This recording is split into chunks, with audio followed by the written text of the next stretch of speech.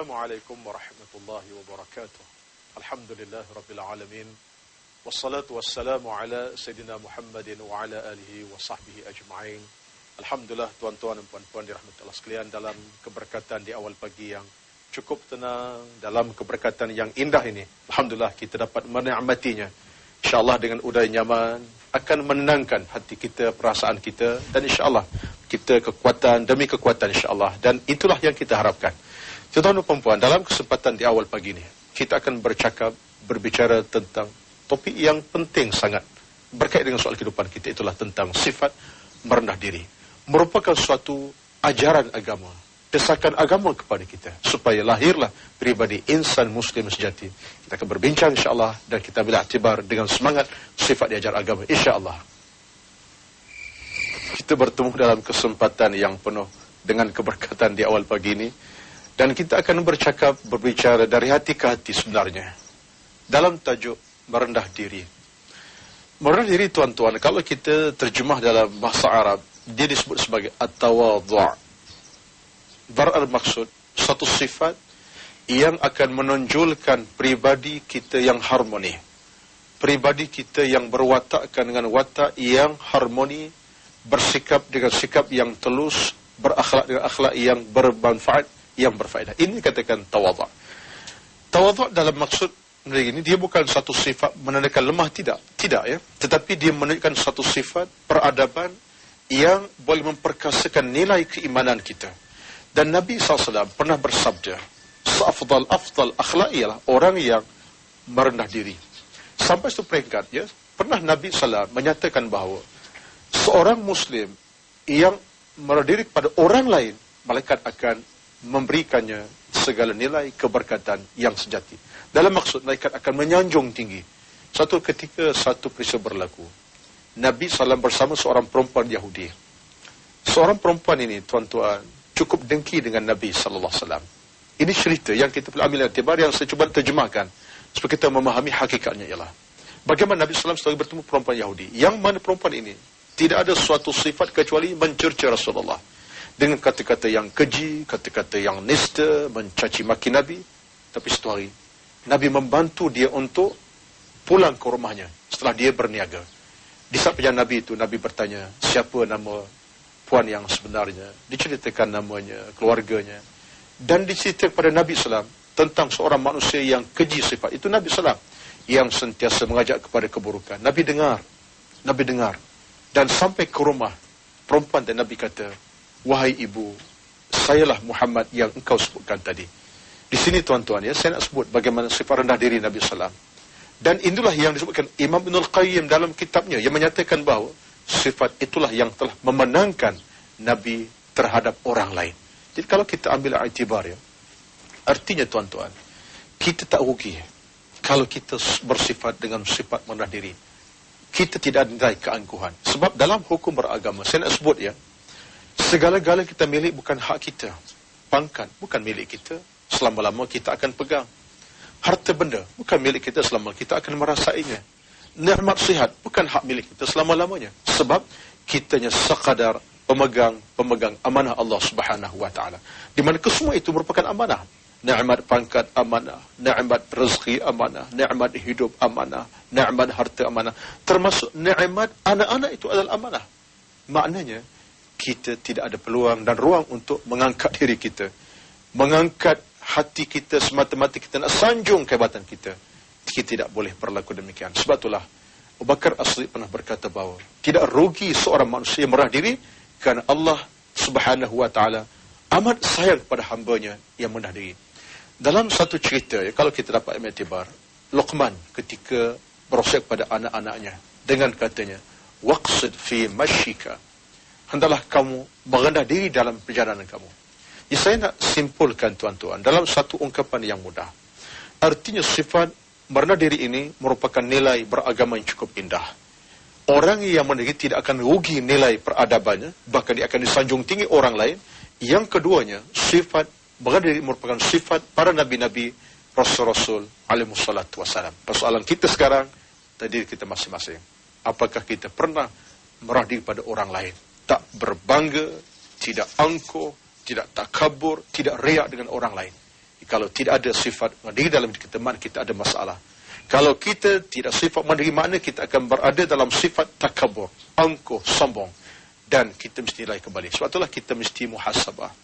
Satu peringatan yang disampaikan Imam Ghazali rahmatullah, yang berkata bahawa bila mana manusia hilang peradaban berasas rendah diri, maka yang ada ialah tinggi diri. Dan orang yang tinggi diri, dia tidak akan mencapai keuntungan. Dunia tidak, akhirat lagi lah tidak. Sebab orang yang meninggi diri ialah orang yang telah meletakkan dirinya setaraf dengan Allah Subhanahu wa ta'ala. Sedangkan yang maha berkuasa, yang maha esa, yang maha berkuasa dan esa ialah Allah Subhanahu wa ta'ala, bukan kita. Kita tidak ada kekuatan dalam hidup ini. Justru apa yang menjadi keutamaan kepada kita ialah hiasilah hidup kita dengan sifat merendah diri sebagai yang diajar oleh agama kita. Dan orang yang merendah diri dalam maksud orang yang meletakkan sikapnya dalam keadaan terkawal, dikawal oleh hukum hakam agama Allah Subhanahu wa ta'ala. Persoalan yang kita kena bincangkan pada itu adalah bagaimana kita nak memperkasakan semangat diri ini supaya akhirnya semangat itu menjadi sesuatu yang dapat kita budayakan dalam kehidupan beragama kita. Cabaran besar tuan-tuan ya. Nak jadi orang diri bukan senang. Apalagi kalau kita dah kaya raya, dah berpangkat tinggi. Kadang-kadang kita lihat orang lain dengan pandangan yang sinis, pandangan yang tak menepati keadaan syarak. Ini yang kita nak kena betul-betul hayati. Dan justru saya nak ajak tuan-tuan, hiasilah diri kita dengan rendah diri. Moga-moga Allah akan pandang kita dengan pandangan yang tinggi, insya-Allah. Kita kembali seketika kita bincang tentang apa yang kita ingin bicarakan di awal pagi ini, insya-Allah. Alhamdulillah, bertemu kita dalam segmen kita pada pagi ini dalam cuaca yang penuh ketenangan. InsyaAllah ketenangan udara yang kita nikmati ini akan menambah ketenangan hati nurani kita dan membersihkan jiwa kita supaya akhirnya hati kita benar-benar berada dalam keadaan yang tenang dan akhlak kita pun dalam keadaan yang tenang, insyaAllah. Kita masih berbicara tentang sifat merendah diri. Tuan-tuan dan puan-puan dirahmati Allah sekalian, hakikatnya ialah kata Imam Ghazali rahmatullahi ta'ala, merendah diri ini merupakan suatu nilai yang paling positif. Dan ia akhlak para nabi-nabi dan rasul-rasul alaihissalatu wassalam. Saya nak gambarkan begini saja. Hakikatnya ialah kalau kita tengok kepada peradaban kita sebagai manusia, cuba kita tengok balik, kita muhasabah kembali dan seketika, apa yang kita rasa hebat dengan kehidupan kita. Kalau kita lihat dan kita nisbahkan kehidupan kita dengan suatu nikmat yang kita nikmati, hakikatnya nikmat itu bukan hak kita. Nikmat penglihatan bukan hak milik mutlak kita. Nikmat pendengaran bukan hak milik mutlak kita. Nikmat kesihatan badan bukan milik mutlak kita. Suatu Nabi pernah sabda, "Igtanim khamsan qabla khamsin." Rebutlah 5 perkara sebelum tiba 5 perkara yang lain. Di antara kata Nabi ialah, "Syababaka qabla haramik." Waktu muda kamu sebelum datang waktu tua kamu. Hayataka qabla mautik. Antaranya ialah waktu hidup kamu sebelum kamu mati. Saya tak nak fokuskan kelima perkara, tetapi saya nak fokuskan bagi Nabi, ingatkan kepada kita, rebutlah 5 perkara, salah satu di antara kelimanya ialah syababaka qabla harami. Waktu muda kamu belum waktu tua kamu. Saya nak fokuskan begini tuan-tuan ya. Di saat kita ada kekuatan hidup ini, ya kita rasa memang hak kita, tapi hakikatnya ialah sesaat yang kita milik itu bukan hak milik mutlak kita. Sebab itu Allah sebut dalam ayat suci Al-Quranul Karim. Allah kata apa? Kepada kita, peringatan kepada kita, janganlah kamu berada dalam keadaan lupa kepada Allah Subhanahu wa ta'ala. Sampai ke peringkat Islam mengajar kita, jangan kita lupakan Allah, supaya kita faham siapa kita. Saya nak kaitkan supaya tuan-tuan dan saya dapat rasai bahawa kita tak ada masa untuk merasa angkuh dan sombong dengan apa yang kita miliki. Subhanallah. Tak payahlah. Kalau kita berpangkat, anggaplah pangkat itu amanah dan ujian daripada Allah Subhanahu wa ta'ala. Kalau kita berharta, anggaplah harta itu adalah amanah dan ujian daripada Allah Subhanahu wa ta'ala. Kalau kita sihat walafiat, anggaplah sihat itu amanah dan ujian daripada Allah Subhanahu wa ta'ala. Kalau kita kaya, anggaplah kekayaan amanah dan ujian daripada Allah Subhanahu wa ta'ala. Baik. Kalau kita dah merasai bahawa semua itu ujian amanah Allah, maknanya tuan-tuan, kita akan menyalurkan segala-gala itu mengikut landasan agama. Sebab kita nak bina suatu personaliti manusia yang merendah diri. Tawadhu'. Tawadhu' dalam 3 keadaan. Pertama, tawadhu' dalam bicara, dalam pengucapan, dalam komunikasi. Kita menggunakan lidah kita untuk mengatakan orang lain. Kita menggunakan lidah kita untuk memfitnahkan orang lain. Tapi kita berkata-kata dalam kerangka yang diajar agama, yang diajar oleh Allah Subhanahu wa taala, yang diajar oleh Nabi sallallahu alaihi wasallam, dalam maksud kata-kata yang manis. Sampai Nabi sebut, at-tabassum fi wajhi akhika sadaqatun. Senyum pada orang lain dianggap sedekah. Bayangkanlah, bila mana kita dapat menggunakan kata-kata yang baik, kita akan membawa kebaikan pada orang lain. Itu satu. Yang kedua, tawadhu' dalam perbuatan kita, dalam tindak tanduk kita. Kita bukan sekadar berkata yang baik, tapi dalam tindak tanduk kita. Kerana apa? Hakikatnya tuan-tuan, kalau kita renung balik ya, perbuatan kita kadang-kadang boleh mencacatkan orang lain. Ya, boleh mencederkan orang lain. Sebab itulah kita akan dipertanggungjawabkan dengan kekuatan kita. Dalam suci Al-Quranul Karim, Allah Subhanahu wa taala berfirman, mengingatkan kita, al-yawma nakhtimu ala afwahihim wa tukallimuna aydihim wa tashhadu arjuluhum bima kanu yaksibun. Pada hari akhirat nanti, kata Allah, kami akan kuncikan rapat mulut-mulut mereka. Mereka tidak lagi berbicara. Wa tashhadu arjuluhum bima kanu yaksibun, tetapi tangan mula bercakap, telinga mula berkata-kata, hidung mula berkata-kata, tetapi anggota mulut tidak berkata-kata. Bayangkan, saya sebutkan tadi, tawadhu' dan bersekitar diri dalam persoalan kerja buat kita. Jangan menimbulkan satu yang boleh merosakkan orang lain.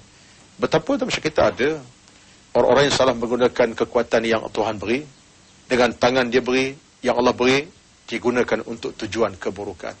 Dia tidak tahu ke betapa tangan tadi akan dijadikan saksi oleh Allah Subhanahu wa taala. Baik yang kanan maupun yang kiri, semua akan diberikan nyawa nafas oleh Allah untuk bercakap. Suatu kita kena merendah diri dalam perbuatan kita. Harmonikan situasi, harmonikan keadaan. Tahu menggunakan nikmat itu dengan sebaik-baik, dengan semaksimal mungkin. Itu yang kedua. Yang ketiga ialah tawadhu' dalam peribadatan seharian. Suatu dalam hal ini saya nak fokuskan, dalam ibadat kita, sesuatu yang Allah Subhanahu wa taala suruh dan wajibkan itu adalah kebenaran. Kita tidak ada kekuatan untuk menolak, menepis apa yang diperintahkan oleh Allah Subhanahu wa taala. Kita tak ada kekuatan. Sebab itulah kita kena menerima ketentuan Allah yang ditentukan oleh Allah Subhanahu wa taala. Dalam perintah yang diwajib, dalam larangan yang dilarang Allah, kita wajib menerima. Sebab itulah kita mesti merendah diri terhadap Allah Subhanahu wa taala. Jangan kita sombong diri. Sebab itulah ada ulama yang beranggapan bahawa bila mana kita berada dalam keadaan menolak ketentuan Allah, kita telah bangga diri. Seolah kita Tuhan. Kita Tuhan yang mentadbir alam. Sedangkan yang mentadbir alam, dunia dan seisinya adalah Allah SWT. Kita adalah hamba yang wajib tunduk, patuh dan taat kepada Allah Subhanahu wa taala. Jadi makna tuan-tuan, berada dalam tiga keadaan tadi perlu kita perkasakan. Sebab kalau kita dapat perkasakan sifat dalam tiga keadaan tadi, artinya kita dapat melahirkan insan yang cemerlang, insan yang terbilang, insan yang boleh beri kebaikan kepada orang lain, dan orang lain boleh menerima kebaikan kita. Dan Nabi SAW pernah ingatkan kita bahawa sebaik-baik manusia ialah bersifat dengan lembah lembut dalam tutur bicara, dalam cakapan dan seumpamanya. Moga-moga Allah Subhanahu wa taala memberkalikan kita dengan nikmat itu, dan sifat rendah diri merupakan sifat harian kita. Insya-Allah kita akan kembali seketika nanti dan kita akan bincang hal yang berkait dengan hidup kita, insya-Allah Subhanahu wa taala. Alhamdulillah, syukur kita kepada Allah Subhanahu wa taala dalam kesempatan yang indah ini. Kita masih berbicara tentang satu sifat yang cukup harmoni. Satu sifat yang mesti kita perkasakan, kita bentuk, kita canang dalam kehidupan mukmin yang sejati. Sebab hakikatnya tuan-tuan dirahmati Allah sekalian, kita kena ingat bahawa harga nilai kita bukan berasas kepada harta benda kita miliki. Imam Ghazali pernah berkata bahawa harga manusia ialah akhlak yang dimiliki. Nilai manusia ialah akhlak yang dijiwainya. Itulah harga kita. Kita pun dapat melihat, dan saya berani berkata bahawa dalam masyarakat kita ini, bagaimana kita boleh hormati orang lain. Kadang-kadang kerana pangkat yang dimiliki, tetapi kerana akhlak yang dimiliki. Kita bukan hormatkan kerana dunia yang dia miliki, tapi kadang-kadang kerana sifat yang ada dalam diri. Itu yang kadang-kadang memenangkan kita dengan orang lain, dan orang menang dengan kita. Inilah dikatakan sebagai akhlak yang baik. Dan Nabi SAW pernah diberitahu oleh Allah dalam Quran. Allah pernah berkata tentang Nabi Muhammad, laqad kana lakum fi rasulillahi uswatun hasanah. Demi sesungguhnya pribadi Muhammad contoh yang paling terbaik kepada kamu. Pribadi, arti sifat, akhlak, perangai, peradaban, watak Nabi adalah contoh kepada kita. Bukan hartanya. Justru Kita nak bincang pada pagi ini, bagaimana kita memperkasakan sifat rendah diri ini.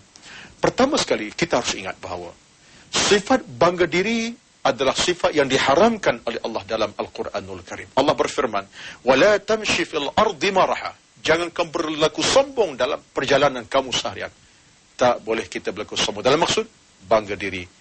Orang kata act dalam bahasa yang dia pakai. Tunjuk sikap, ya. Bercakap, angkat diri. Harta, tak berasakan dia lebih dari orang lain. Dalam Islam, diharamkan sama sekali. Sampai dalam satu ayat Allah sebut, Inna Allah la yuhibbu man kana mukhtalan fakhura. Dalam surah An-Nisa ayat Allah berfirman, Allah tidak sayang cinta kepada orang-orang yang bangga dan sombong diri. Tak pasal-pasal. Jadi ini bukan satu larangan Allah. Sebab itulah kita mesti ingat, untuk memperkasakan sifat ini, jangan ada sifat bangga diri, sombong diri. Sebab itulah kita minta berdoa. Saya teringat dengan satu hadis Nabi SAW, di mana Aisyah pernah berkata bahawa Nabi tidak pernah meninggalkan doa yang dibacakannya. Antara ialah sabda Nabi SAW, Allahumma zayyin qalbi bil khairi. Ya Allah, ya Tuhanku, tolong hiaskan hatiku dengan kebaikan. Doa Nabi SAW. Kita boleh baca dalam bacaan bahasa yang kita boleh bacakan. Tak tahu bahasa Arab, kita doa bahasa Melayu. Ya Allah, ya Tuhanku, tolong hiaskan hatiku dengan kebaikan.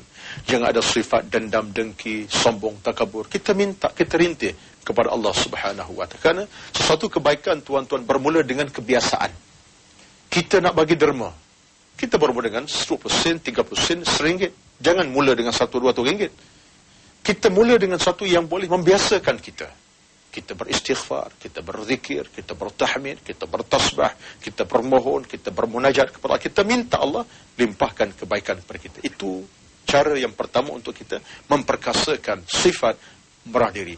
Yang kedua, tuan-tuan, kalau ikut dalam hukum beragama, untuk memperkasakan sifat merah diri ialah dengan kita memilih kawan. Kita berkawan orang-orang yang ada pribadi yang baik, pribadi yang cemerlang, pribadi yang mukmin. Tolong berkawan orang yang semacam ini. Al-mar'u ala dini khalilih. Seorang itu akan mengikut agama kawannya. Sebab itu maka kita diajar dalam agama supaya memilih kawan-kawan yang boleh mencerna kehidupan kita. Jangan salah milih kawan. Sebab kawan itu menjadi pencetus kepada kebaikan ataupun keburukan. Nabi pernah berpesan kepada Ali bin Abi Talib radhiyallahu anhu. Sedangkan Ali tidak ada masalah. Pribadi yang cemerlang, anak muda yang cukup hebat, perwatakan cukup hebat, tapi berpesan kepada Ali dengan katanya, Ya Ali, unzur man yukhaliluka. Wahai Ali, lihat siapa yang akan teman kamu sebenarnya. Tuan-tuan, dalam hidup kita ini, kalau kita nak biasakan dengan persoalan mengenai diri, tolong jadikan teman kita orang-orang berakhlak tinggi, berakhlak mulia. Dan itulah teman kita yang setia dengan kita, yang akan memberi kekuatan, inisiatif, memberi motivasi, mendidik kita dan akan membesarkan jiwa kita insya-Allah.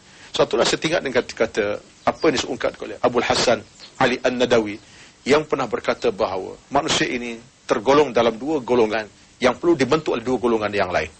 Pertama sekali kata Abul Hasan An-Nadawi, pertama manusia ini kadang-kadang boleh lupa dan mesti diperingat orang yang tidak lupa. Dalam maksud, kalau kita berada dalam keadaan yang tak betul, kena cari orang boleh betulkan kita.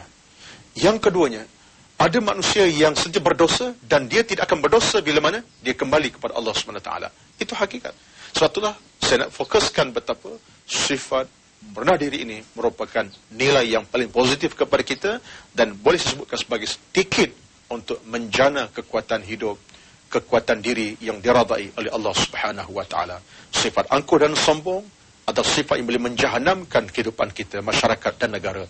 Tapi sifat rendah diri merupakan sifat yang mengamankan dunia, mengamankan kita, memberikan keselamatan kepada orang lain. Sebab itulah kita tidak rugi dengan kita merendah diri, sebab itu bukan persoalan meletakkan maruah kita, tapi mengangkat maruah martabat kita. Allah berfirman, yarfa'illahu alladhina amanu minkum walladhina utul ilma darajat. Allah mengangkat martabat orang yang ada ilmu, yang beriman, yang beramal saleh kepada Allah Subhanahu wa Ta'ala. Maka dengan itu, tuan-tuan, jauhilah sifat bongkak, sombong, dan kita gantikan dengan sifat-sifat yang bersifat dengan sifat yang mulia, merendah diri dengan kata-kata yang harmoni, akhlak yang harmoni, jiwa yang harmoni, sifat yang harmoni. Dan inilah kebanggaan kita sebenarnya, yang akhirnya kita akan dapat mengikuti jejak langkah Nabi SAW yang tidak pernah sombong diri, bangga diri walaupun saat dalam hidup baginda sallallahu alaihi wasallam Persoalan kita lah menentukan hidup kita, bukan orang lain menentukan kita. Kita yang menentukan di mana kita, dan insya-Allah itulah kita harapkan. Moga-moga Allah Subhanahu wa taala merahmati kita semua dan akhirnya sentiasa memandu kita ke arah mencapai nikmat hidup yang diridainya. Maka akhirnya saya tekankan sekali lagi bahawa rendah diri merupakan sifat yang sejati. Bongkak, sombong adalah perkara yang boleh menjahanamkan kita. Aqulu qawli hadza, astaghfirullahalazim li wa lakum. Wassalamualaikum warahmatullahi wabarakatuh.